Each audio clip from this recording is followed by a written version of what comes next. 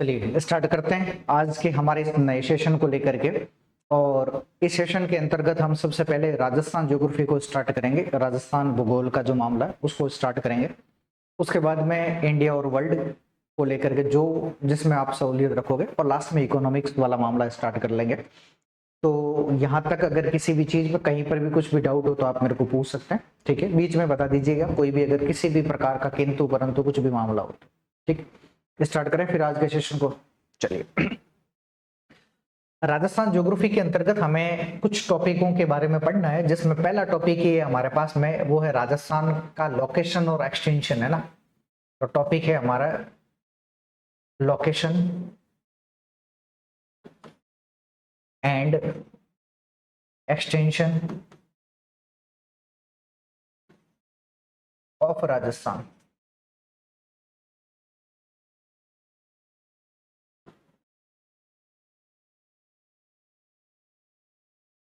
यानी राजस्थान का स्थिति एवं विस्तार हमें पढ़ना है।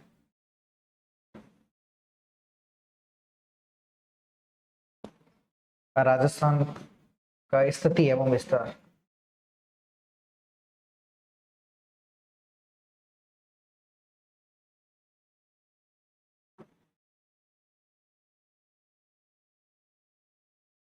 का कह दो की कह दो, कुछ भी फर्क नहीं पड़ेगा यहाँ पर आपके। अब इस टॉपिक के अंतर्गत हमें किन किन चीजों को लेकर के पहले चर्चाएं स्टार्ट करनी है, या किन किन पक्षों को यहाँ पर हमें पढ़ना पड़ेगा। तो इस टॉपिक में मुख्य रूप से हमारे पास में तीन फैक्टर है, हमें तीन चीजों को यहाँ पे मुख्य रूप से पढ़ना है। पहला तो हमें पढ़ना है नेमिंग प्रोसेस को।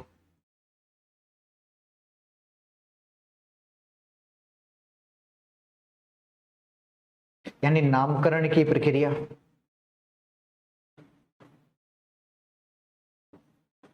कि राजस्थान के नामकरण की प्रक्रिया क्या देखने को मिली हमें, ठीक। इसी से जुड़ा हुआ एक अगला टॉपिक और हमारे सिलेबस का पार्ट बनता है, जिसे हम कहते हैं एकीकरण, इंटीग्रेशन जिसे अपन कह सकते हैं।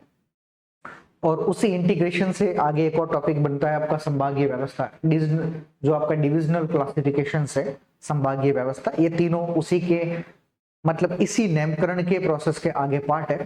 तो इसके अंतर्गत हम अलग से उनको अलग से पढ़ेंगे, है ना। तो जो आपका एकीकरण वाला मामला, इंटीग्रेशन, यूनिफिकेशन जिसे अपन कहते हैं, एक तो वो, और दूसरा हमें डिविजनल क्लासिफिकेशन पढ़ना है, संभागीय जो चीजें उसको भी हमें पढ़ना है।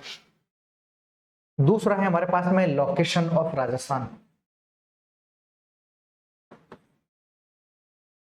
लोकेशन ऑफ राजस्थान को पढ़ना है, यानी राजस्थान की स्थिति को पढ़ना है।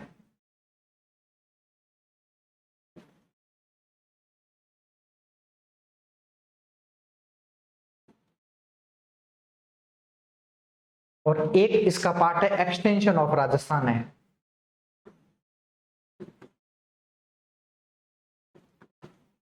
एक्सटेंशन ऑफ राजस्थान है, राजस्थान का विस्तार। साथ साथ लिखते भी रहना आप लोग, है ना। राजस्थान का विस्तार है। तो इस टॉपिक के अंतर्गत हमें तीन चीजें मुख्य रूप से देखनी है। इस अक्षांशीय स्थिति में हमें दो चीजों के बारे में पढ़ना है। एक तो हम कह सकते हैं कि राजस्थान की लैटिट्यूडनल लोकेशंस क्या है।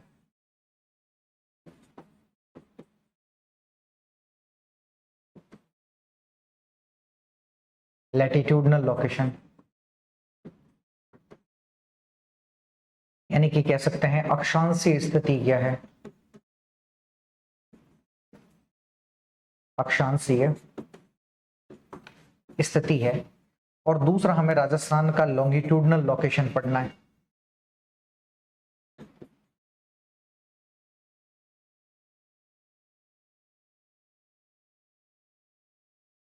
देशांतरीय विस्तार को पढ़ना है।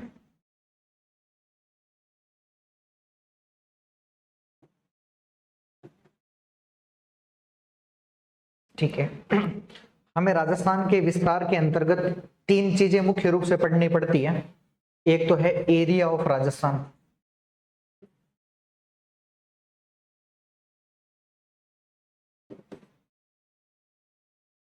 राजस्थान का क्षेत्रफल,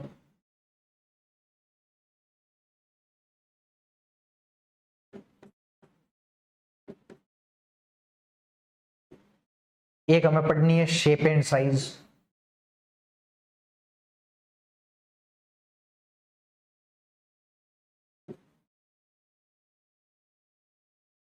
shape and size, shape and size का मतलब है आकार एवं आकृति, आकार एवं आकृति है। तो दूसरा पार्ट है हमारा शेप एंड साइज का मामला है। और तीसरा इसी का पार्ट है हमारे पास में बाउंड्रीज है।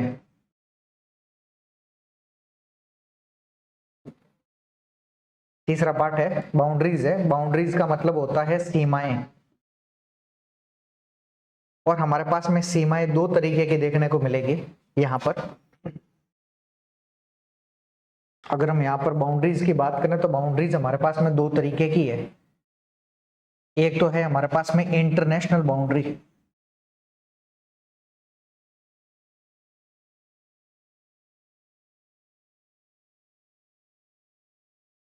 इंटरनेशनल बाउंड्री है।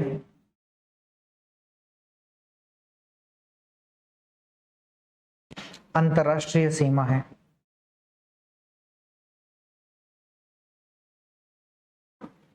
एक तो कौन सी है हमारे पास में इंटरनेशनल बाउंड्री है।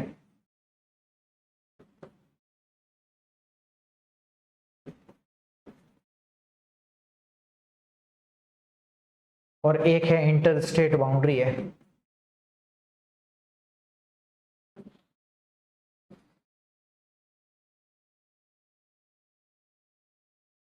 एक है अंतरराष्ट्रीय सीमा है। ये तो कौन सी है, अंतरराष्ट्रीय।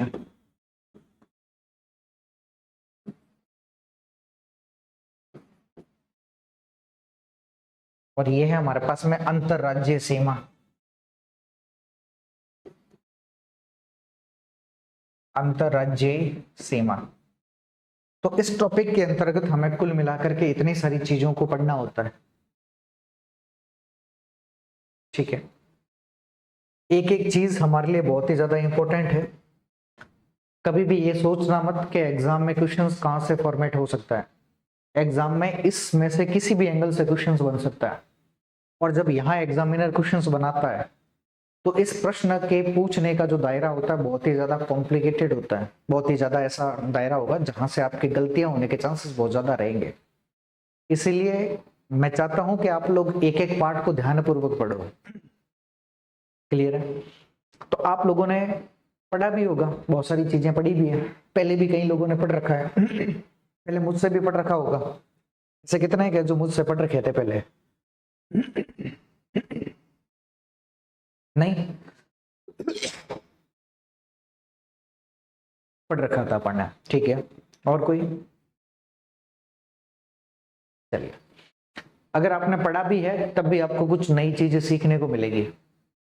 उसका मुख्य कारण यह है कि एक तो हमारे पास में बाउंडेशंस नहीं है यहाँ पे आर्ली बेसिस की, कि घंटों के आधार पर हमें ये तय करना हो। अच्छा, साथ साथ में लिखते भी रहना है।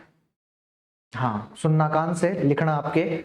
तो एक तो हमारे पास में घंटों के आधार पर जो बाउंडेशंस होती है कि हमें इतने घंटे में ये चीजें पढ़नी है, इतने घंटे में ये क्लियर करना है। तो आर्ली बेसिस वाली जो आपकी सबसे बड़ी प्रॉब्लम्स हैं वो एक तो यहाँ पर नहीं है। ठीक है, दूसरा फैक्टर ये है कि यहाँ पर हम क्वेश्चंस भी साथ साथ करेंगे। आज से पहले हमने एक आध बीच में कहीं पे क्वेश्चंस लिया है तो बात अलग है।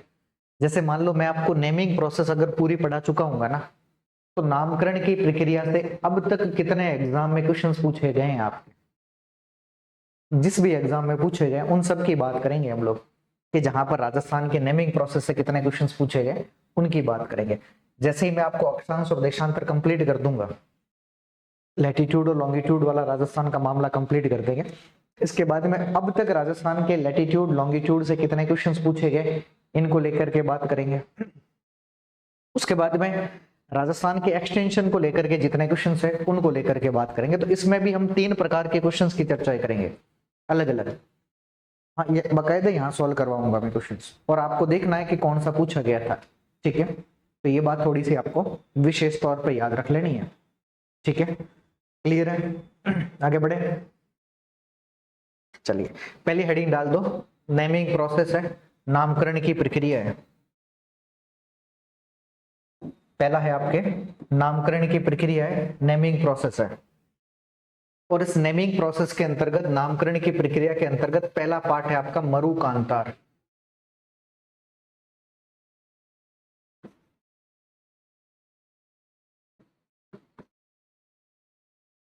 नाम क्या है आपका? मरुकांतार।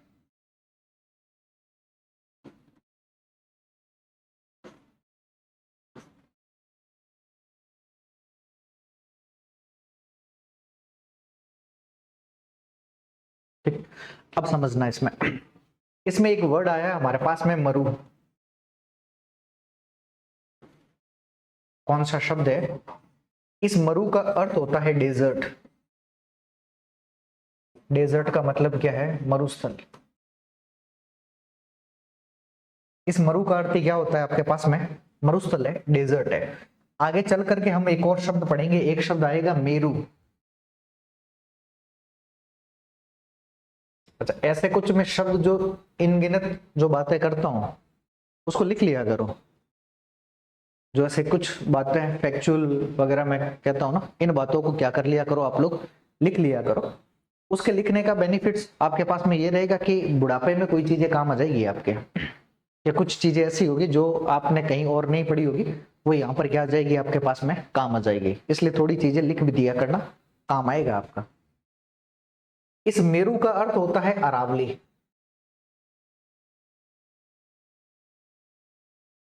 इसका अर्थ क्या है? अरावली है। और मरु का अर्थ क्या होता है? मरुस्थल। ये जब हम लूनी रिवर पढ़ते हैं, उस लूनी नदी में ये फैक्ट बहुत काम आता है। वहां पे लिखा हुआ मिलता है कि लूनी नदी का उद्गम मेरु प्रदेश से होता है, जबकि ये मरु प्रदेश की ओर प्रवाहित होती है। ये मरु और मेरु तब समझ में नहीं आता है कि होता क्या है, तो यहां से ही ध्यान रख लेना। मरु का मतलब तो क्या है? डेजर्ट। और मेरु का मतलब क्या होता है? अरावली होता है। ठीक, अगर हम बात करें यहां पर मरु का मतलब तो क्या है आपके पास में? डेजर्ट है। और दूसरा एक शब्द आया है आपके पास में, कांतार।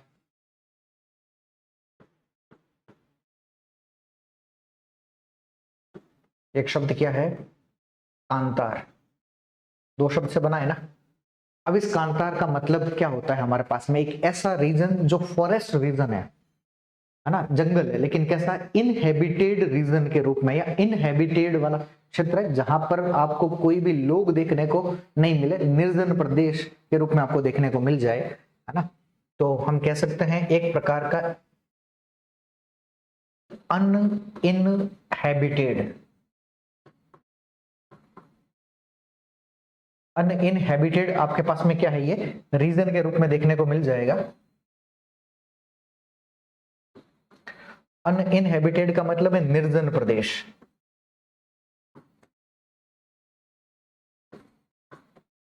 कौन सा प्रदेश है आपका? निर्जन प्रदेश है। तो ये दो चीज आपको ध्यान रखनी है। मरु का मतलब तो क्या है? मरुस्थल। और कांतार का मतलब क्या है? अनइनहेबिटेड रीजन है, निर्जन प्रदेश है, यानी एक ऐसा क्षेत्र जहां पर आपको जनसंख्या या फिर जो भी जीव जंतु है वो उसकी अपेक्षाकृत संख्या आपको कम देखने को मिल जाए, है ना। उसी को हम लोग क्या कहते हैं? मरुस्थल के नाम से जानेंगे या मरुकांतार के नाम से जानेंगे। हमारे यहाँ पर एक व्यक्ति है जिनका नाम है महर्षि वाल्मीकि।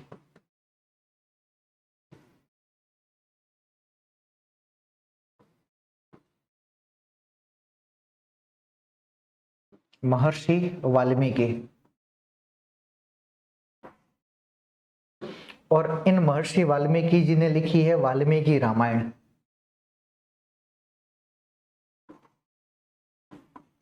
जो महर्षि वाल्मीकि है,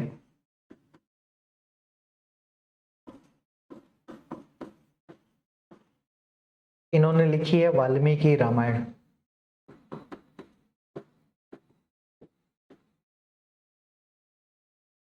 और इस वाल्मीकि रामायण में इन्होंने राजस्थान के इस भूभाग के लिए किस शब्द का प्रयोग किया है? मरुकांतार। किस शब्द का प्रयोग किया है? मरुकांतार है। तो अगर हमसे ये सवाल पूछे कि मरुकांतार शब्द का प्रयोग हमारे द्वारा कहां पर किया गया, तो महर्षि वाल्मीकि ने वाल्मीकि रामायण में इसके लिए किस शब्द का प्रयोग किया है? मरुकांतार शब्द का आपको उल्लेख देखने को मिल जाता है। ठीक है, चलिए लिखना है इसमें आपको। पहले लिख लो मरु, हिंदी इंग्लिश दोनों में लिखिएगा। मरु बराबर, हिंदी वाला हिंदी में, इंग्लिश वाला इंग्लिश में। मरु बराबर डेजर्ट, मरुस्थल।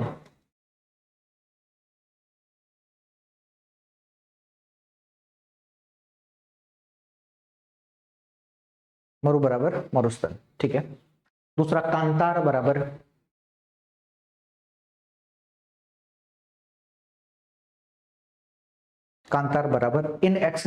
इनएक्सेसिबल फॉरेस्ट और इनएक्सेसिबल फॉरेस्ट, या इनएक्सेसिबल फॉरेस्ट लिख लो। इनएक्सेसिबल फॉरेस्ट, इनएक्सेसिबल फॉरेस्ट और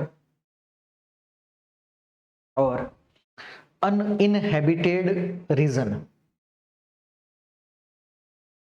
uninhabited region, uninhabited region. Hindi वाले लिखिएगा कांतार बराबर, कांतार बराबर दुर्गम वन अथवा, दुर्गम वन अथवा, दुर्गम वन अथवा निर्जन प्रदेश।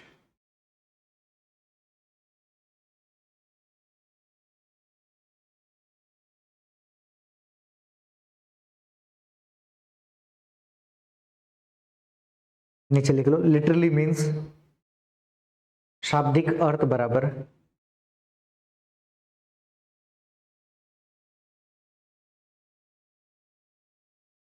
शाब्दिक अर्थ बराबर क्या होगा?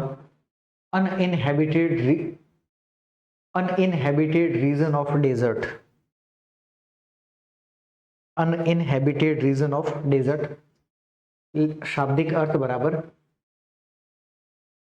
निर्जन मरुस्थलीय प्रदेश, निर्जन मरुस्थलीय प्रदेश। भाई इनहेबिटेड रीजन है जहां पर ऐसा क्षेत्र जहां पर आपको जनसंख्या न के बराबर देखने को मिलती हो, ठीक है।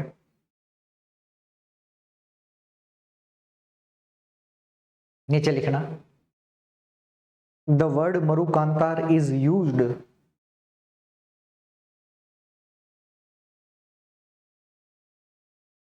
the word marukantar is used for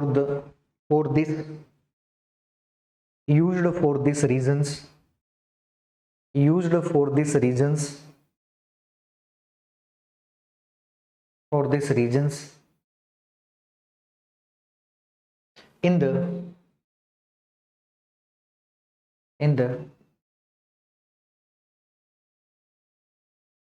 Ramayan written by, in the Ramayan written by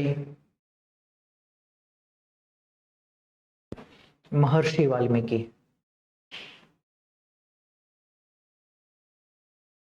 Ramayan written the Maharshi Valmiki, Ramayan written the महर्षि वाल्मीकि। हिंदी वाले लिखिएगा महर्षि वाल्मीकि द्वारा रचित, महर्षि वाल्मीकि द्वारा रचित,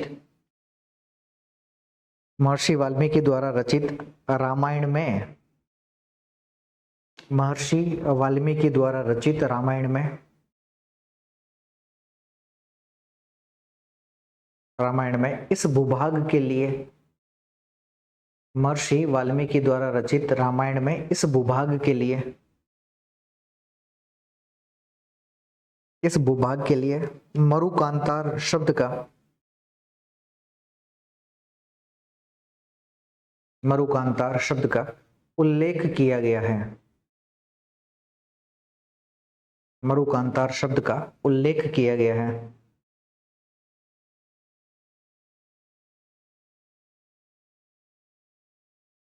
उल्लेख किया गया है। अब देखिए मरुकांतार में इस बात को उल्लेखित करते हैं कि जैसे मान लो ये आपका कोई रीजन है और इस रीजन के वेस्टर्न पार्ट में, इस रीजन के वेस्टर्न पार्ट में आपको एक डेजर्ट रीजन देखने को मिलता है,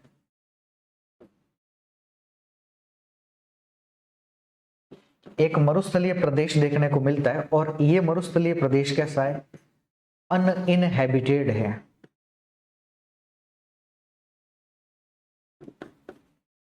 कैसा है?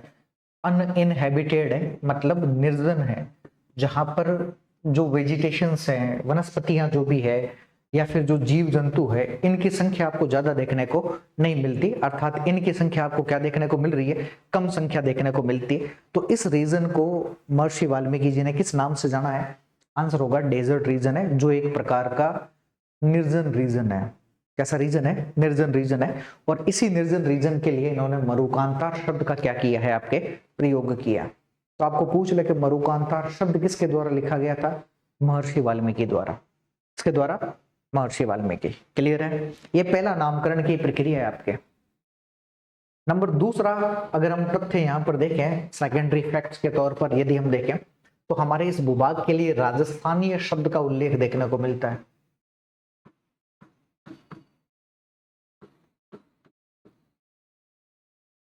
क्या शब्द है? राजस्थानीय। ठीक। अब ये जो राजस्थानीय वर्ड हमें देखने को मिल रहा है, ये राजस्थानीय वर्ड हमें कहां पर देखने को मिलता है? इस शब्द का उल्लेख हमें मिलता है, एक इंस्क्रिप्शन है, एक शिलालेख है जिसका नाम है हाथीबाड़ा गोसुंडी। वैसे हम गोसुंडी कहते हैं, तो जगह तो है हाथीबाड़ा गोसुंडी।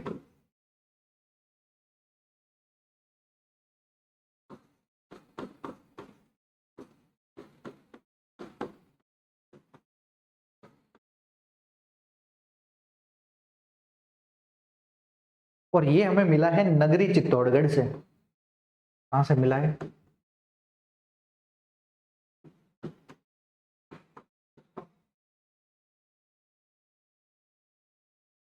नगरी चित्तौड़गढ़ से मिला है।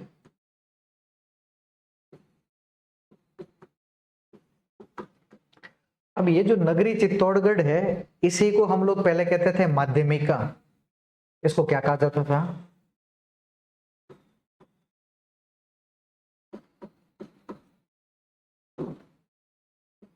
जो माध्यमिका कहते हैं, ये माध्यमिका और कोई नहीं है, यही आपके नगरी चित्तौड़गढ़ का ही मामला है, जिसे आप किस नाम से जान रहे हैं? माध्यमिका के नाम से जानते भी हैं। यहां से जो ये शिलालेख हमें प्राप्त हुआ है, ठीक है, इसको खोजने का काम जिस व्यक्ति ने किया था, या इसको डिस्कवर जिस व्यक्ति ने किया है, वो है कवि श्यामल दास।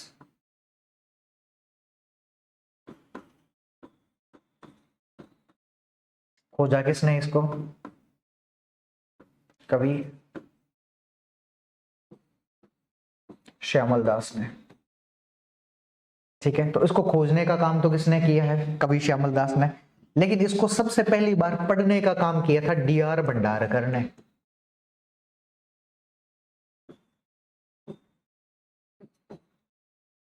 पढ़ा किसने था?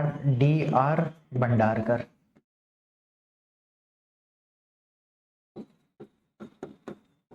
तो पढ़ा D.R. भंडारकर ने था। D.R. भंडारकर का पूरा नाम है देवादत्ता रामाकृष्णा भंडारकर। D.R. भंडारकर का पूरा नाम क्या है? देवादत्ता रामाकृष्णा भंडारकर। तो इसको पढ़ने का काम तो किसने किया था? D.R. भंडारकर ने। अच्छा, कई बार कवि श्यामल दास की एक फेमस बुक का नाम भी पूछा जाता है, वीर विनोद।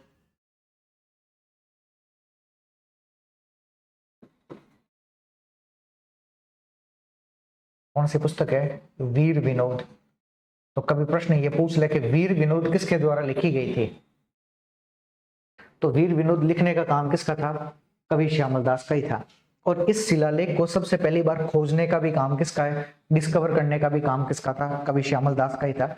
और इसको पढ़ने का कार्य किसका था? D.R. भंडारकर, देवादत्ता रामाकृष्णा भंडारकर। अच्छा, इसकी जो लैंग्वेज है वो है संस्कृत है।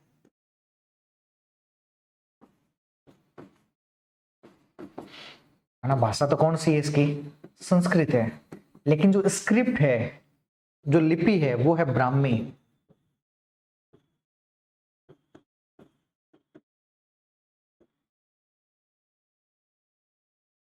तो जो लिपि है वो तो कौन सी है, ब्राह्मी है, लेकिन जो लैंग्वेज है वो कौन सी है, संस्कृत है।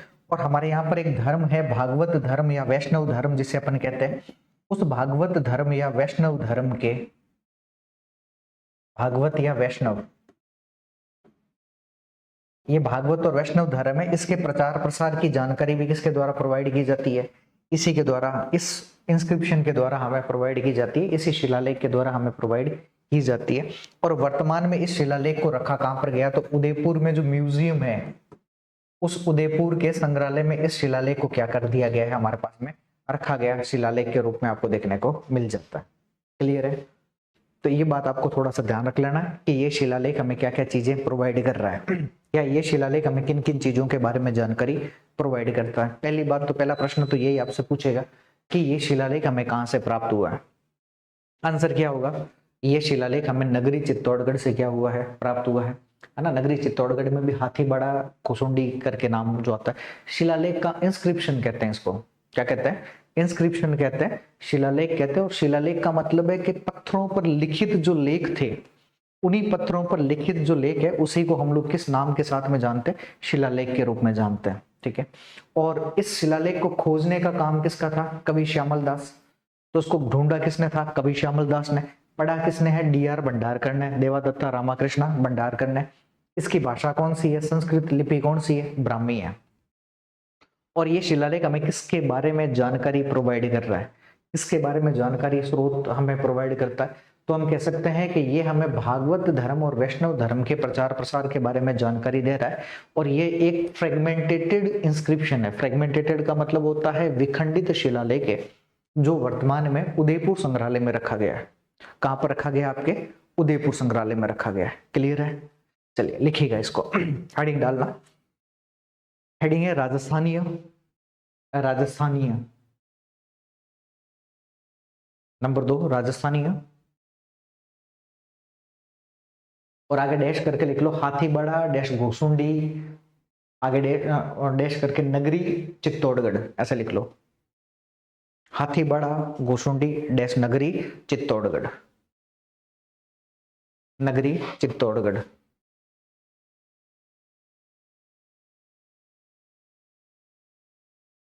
नगरी चित्तौड़गढ़।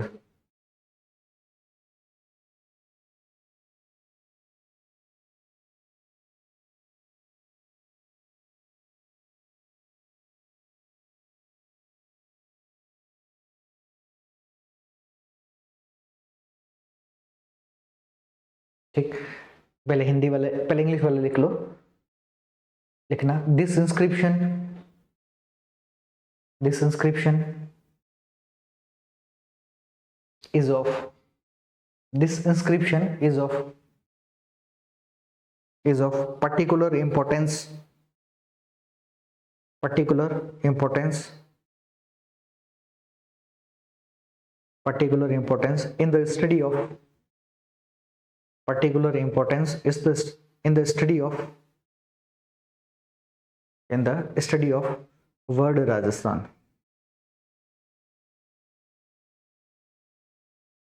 वर्ड राजस्थान।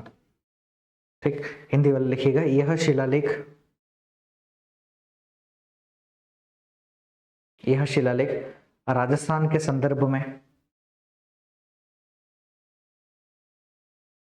यह शिलालेख राजस्थान के संदर्भ में, या राजस्थान शब्द के संदर्भ में, ऐसा लिखो राजस्थान शब्द के संदर्भ में, शब्द के संदर्भ में जानकारी प्रदान करता है, शब्द के संदर्भ में जानकारी प्रदान करता है।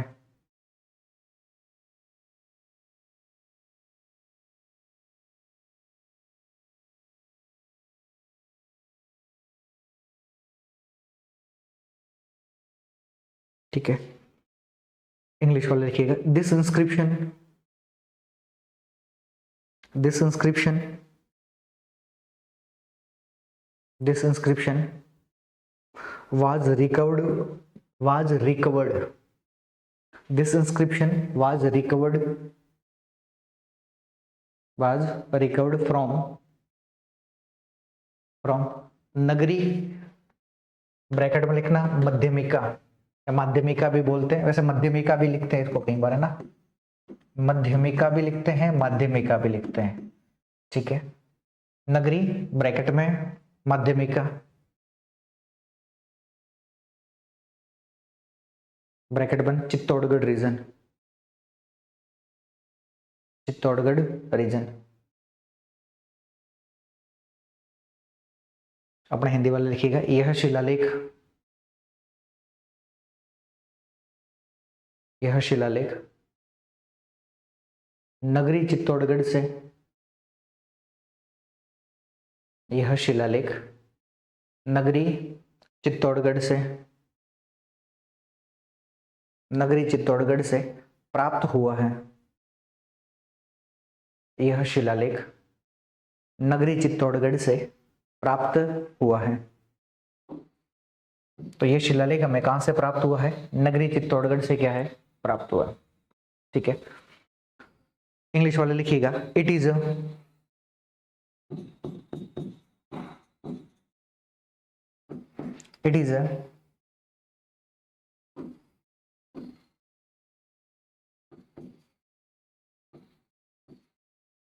फ्रेगमेंटेटेड या फ्रेगमेंट्री, ऐसे भी लिख सकते हो। It is a fragmentary, it is a फ्रेगमेंट्री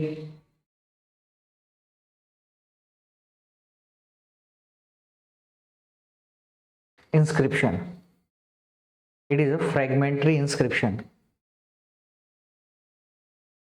fragmentary inscription। Hindi वाले लिखिएगा, यह एक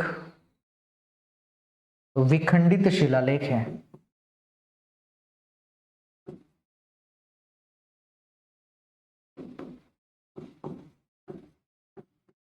यह एक विखंडित शिलालेख है।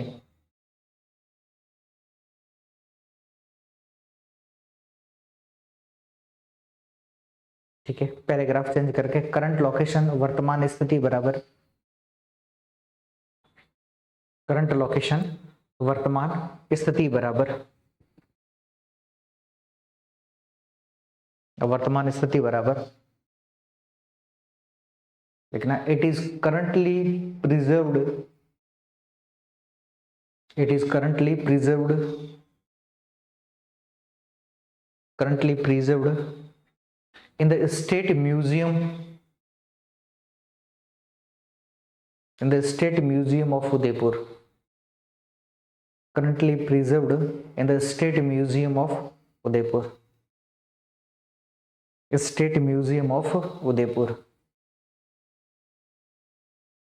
state museum of Udaipur। अपना लिखिएगा, इसे वर्तमान में, इसे वर्तमान में उदयपुर संग्रहालय में रखा गया है, इसे वर्तमान में उदयपुर संग्रहालय में रखा गया है।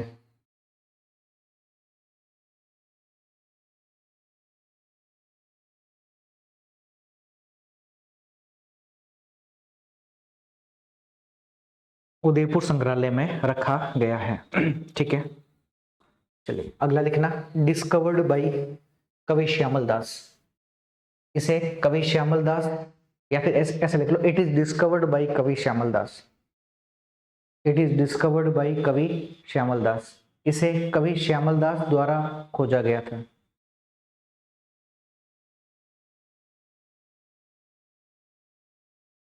कवि को पोइट, है ना, पोइट श्यामल दास लिख लो ऐसे, it is discovered by poet Shyamal दास,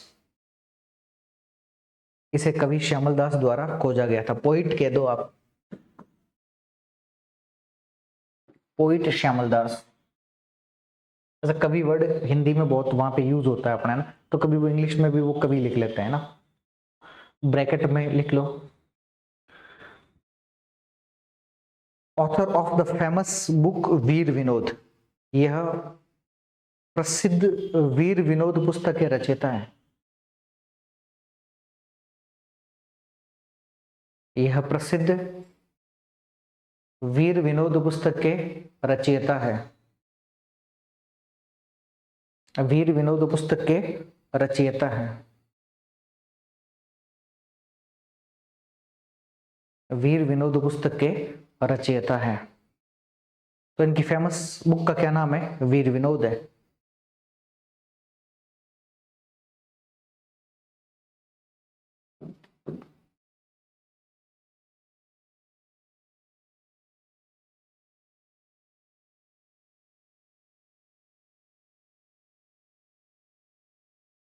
अगला लिख लो, फर्स्ट डेसिफिरमेंट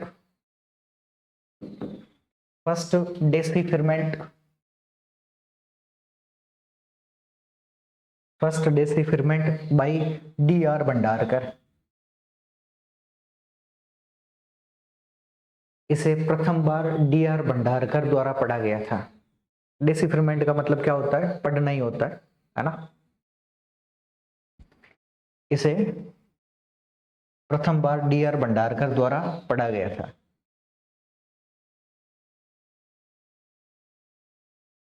D.R. भंडारकर द्वारा पढ़ा गया था। नीचे लिख लो, D.R. भंडारकर बराबर, पूरा नाम भी कई बार पूछ लेता है एग्जाम में, D.R. भंडारकर बराबर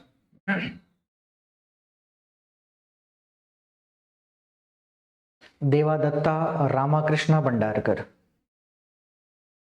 D.R. भंडारकर बराबर देवादत्ता रामाकृष्ण भंडारकर। देवादत्ता रामाकृष्ण भंडारकर। देवादत्ता रामाकृष्ण भंडारकर।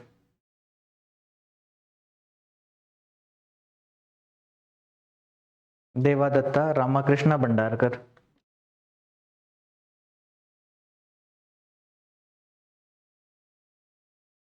हो गया।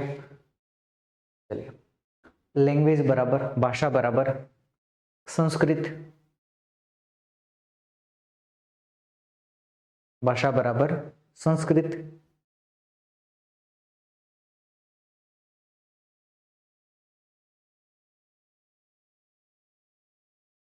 स्क्रिप्ट लिपि बराबर,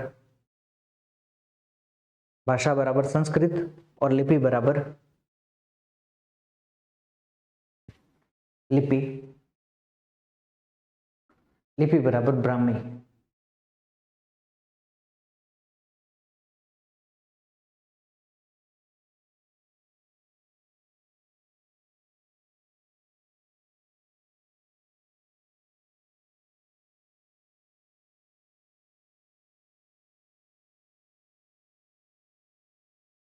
ठीक है, नीचे नोट करके एक लाइन लिखना, from this inscription, from this inscription we get information, from this inscription we get information about the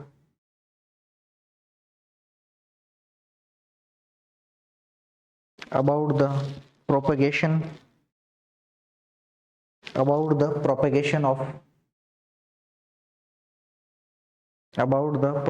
of Vaishnava religious oblique Bhagavata religious, Vaishnava religious oblique Bhagavata religious.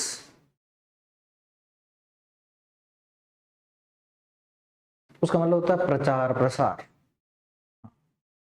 ठीक है, चलिए हिंदी वाला लिखिएगा, यह शिलालेख हमें भागवत धर्म के, यह शिलालेख हमें भागवत धर्म के प्रचार प्रसार की, यह शिलालेख हमें भागवत धर्म के प्रचार प्रसार की, भागवत धर्म के प्रचार प्रसार की जानकारी प्रदान करता है, भागवत धर्म के प्रचार प्रसार की जानकारी प्रदान करता है। तो ये हमें किसके बारे में जानकारी प्रोवाइड कर रहा है? भागवत धर्म के बारे में। ठीक, दो नाम देखे हैं पढ़ने, पहला नाम है मरुकांतार। ये कहाँ पर लिखा हुआ है? महर्षि वाल्मीकि द्वारा रचित ग्रंथ रामायण में। अगर कोई भी हमें पूछे कि ये जो मरुकांतार वर्ड है, ये मरुकांतार वर्ड कहाँ पे लिखा हुआ है? महर्षि वाल्मीकि ने जो वाल्मीकि रामायण लिखी है, इसी वाल्मीकि रामायण में राजस्थान के इस भूभाग के लिए हमें मरुकांतार शब्द देखने को मिलता है। दूसरा शब्द हमें पूछ सकता है कि हमारे पास में जो राजस्थानी शब्द है, ये राजस्थानी वर्ड हमें कहां पर देखने को मिलता है? तो हम कहते हैं कि ये हाथीबाड़ा गोसुंडी जो इंस्क्रिप्शंस हैं, जो नगरी चित्तौड़गढ़ से हमें फाउंड हुआ है, प्राप्त हुआ है, इस हाथीबाड़ा गोसुंडी शिलालेख से हमें किसके बारे में जानकारी मिलती है? राजस्थानी वर्ड के बारे में जानकारी मिलती है। ठीक है, और इसको खोजा किसने था? कवि श्यामल दास ने। श्यामल दास की फेमस पुस्तक का नाम क्या है? वीर विनोद है। ठीक है, इसको पढ़ा किसने था? सबसे पहले डी.आर. भंडारकर ने। इसकी जो भाषा है वो कौन सी है? संस्कृत लिपि कौन सी है? ब्राह्मी है। ठीक है, इसके अलावा नगरी चित्तौड़गढ़, नगरी को ही हम लोग किस नाम से भी जानते थे? माध्यमिका के नाम से भी जानते थे, और वर्तमान में इसे उदयपुर संग्रहालय में क्या किया गया है? प्रिजर्व करके रखा गया है, संरक्षित करके। और ये एक प्रकार का फ्रेगमेंटरी या फ्रेगमेंटेटिव क्या है आपके पास में? शिलालेख भी है, एक प्रकार का विखंडित शिलालेख भी है। कैसा है? विखंडित शिलालेख। विखंडित का मतलब टूटा हुआ शिलालेख है, जिसको हमने कहां पर रखा है? ठीक है, तो ये भागवत और इनके बारे में जानकारी प्रोवाइड कर रहा है। ये सारी चीजें हमने यहाँ पर देख ली है। क्लियर है? यहाँ तक कोई दिक्कत है क्या किसी को भी? नहीं, सारी चीजें एकदम क्लियर। कोई विशेष प्रॉब्लम हो तो बताओ यहां तक में। नहीं, इसको लग रही है? चलिए, अब आज हम 2 तक ही देखते हैं, टाइम हो गया ना। हाँ, आज हम 2 तक ही देखेंगे। 2-4 दिन तक स्पीड स्लो रखेंगे अपन, है ना। 2 दिन मोस्टली, और मान लो जब तक आपका ये वाला मामला खत्म ना हो जाता, नेमिंग प्रोसेस वाला जो मामला है ये आपका कंप्लीट नहीं हो जाता, तब तक हमारी स्पीड क्या रहेगी? एकदम स्लोली रहेगी। और जैसे ही ये मामला कंप्लीट होता है उसके बाद गाड़ी राजधानी एक्सप्रेस की तरह चलेगी आपकी, है ना। फिर हम क्वेश्चंस को लेकर भी बात करेंगे, और उस क्वेश्चंस के साथ साथ हम उन क्वेश्चंस के जो अदर इंपॉर्टेंट फैक्टर्स हैं उनको लेकर के भी बात करेंगे। क्लियर है? तो आपको ये सारी चीजें याद रखना है कि कैसे किस तरीके से चीजें आपको पढ़नी है। मेरी कोशिश रहेगी कि मैं एग्जाम में अगर आपके पास में किसी भी टॉपिक से क्वेश्चंस आ रहे हैं तो मैं 100% आपको ला करके दे सकता हूं कि 100% मेरे नोट्स में से आपको चीजें मिल जाएगी, लेकिन पढ़ना आपको खुद को ही पड़ेगा। इसमें मेरा कोई भी रोल नहीं रहेगा। ये सारी चीजें आपको ही पढ़नी है। इस टॉपिक में तो हम यही चीजें पढ़ेंगे पहले। इस टॉपिक के बाद में जो अगली हम चीजें पढ़ेंगे वो हमारी अलग मेथड है ना, जिसमें हम एकीकरण के मामलों को भी पढ़ेंगे और संभागीय व्यवस्था को भी पढ़ेंगे, है ना। इन दोनों चीजों को भी हम यहाँ पर क्या कर लेंगे? पढ़ लेंगे। क्लियर है? तो आज का मामला यहीं तक छोड़ दिया जाए फिर? नहीं, चलिए, तो बाकी अपन कल मिलते हैं। आज के लिए इतना ही है, ठीक है, चलिए।